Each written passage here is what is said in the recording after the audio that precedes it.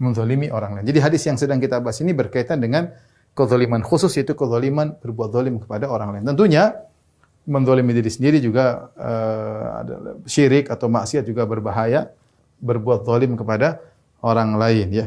Makanya Sufyan Ats-Tsauri berkata, la antalqa Allah bi sab'ina dzamban fima bainaka wa baina Allah ahwanu min antalqa Allah bi dzambin wahidin fima bainaka wa bainal ibad.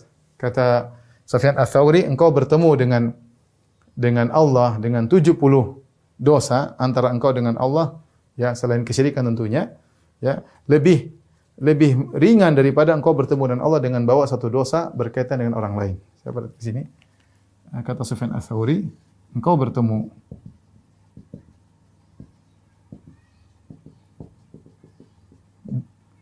Allah pada hari kiamat dengan membawa 70 dosa antara engkau dengan Allah. Tentunya selain kesyirikan ya. Lebih ringan daripada bertemu dengan Allah dengan membawa satu dosa saja antara engkau dengan hamba Allah. Antara engkau dengan orang lain. Ya, antara engkau dengan orang lain ya. Kenapa ikhwan, para dokter rahmati Allah Subhanahu wa taala, maksiat yang kita lakukan antara kita dengan Allah.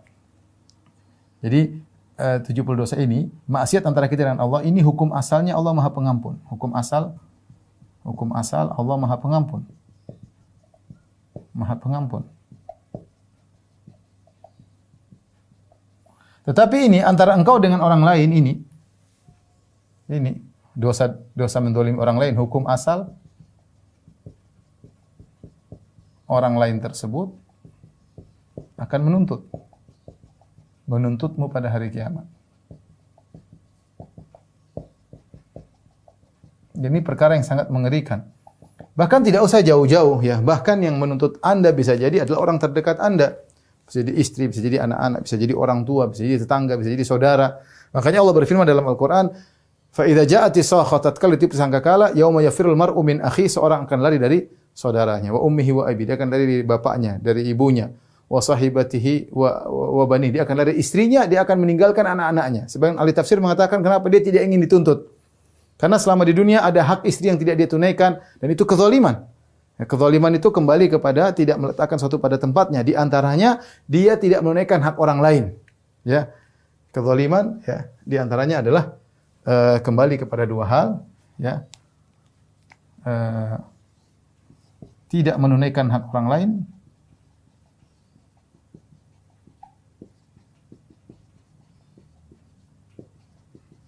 atau membebani seorang yang memberikan kepada orang lain yang bukan tanggungannya.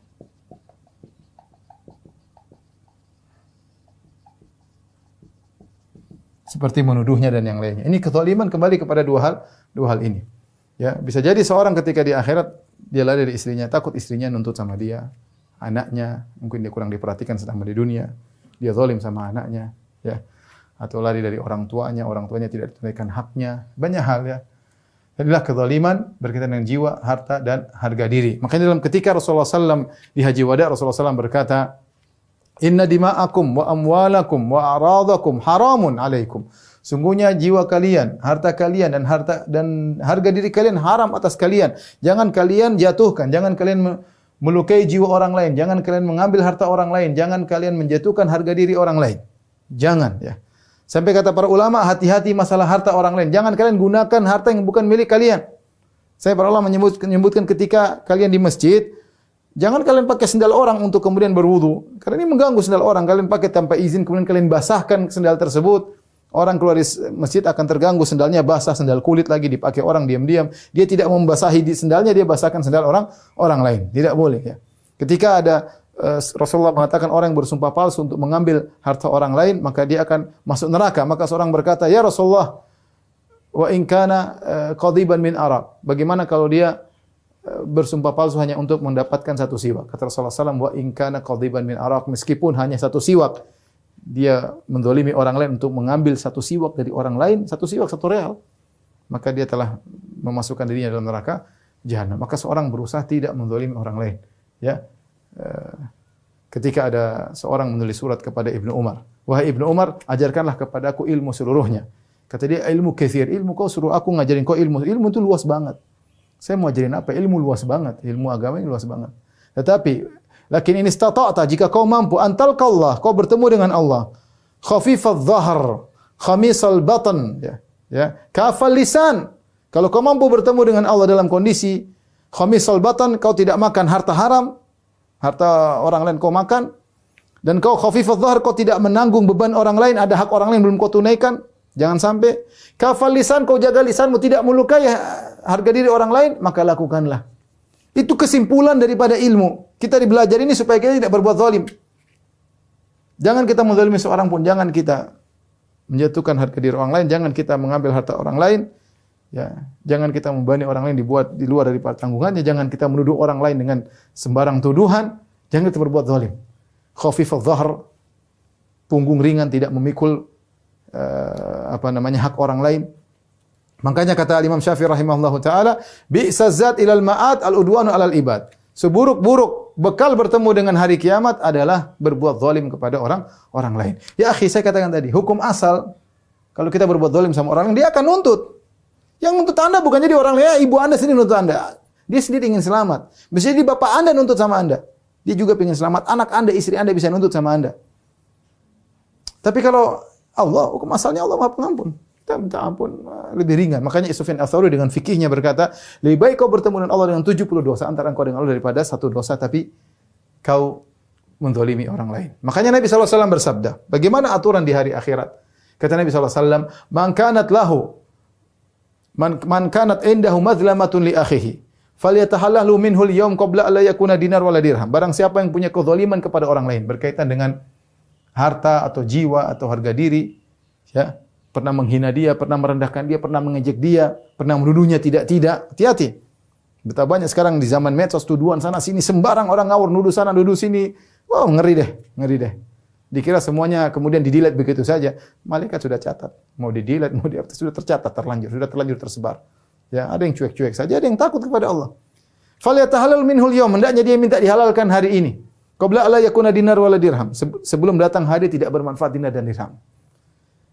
In kana lahu amalun saleh, ukhidha min hasanatihi.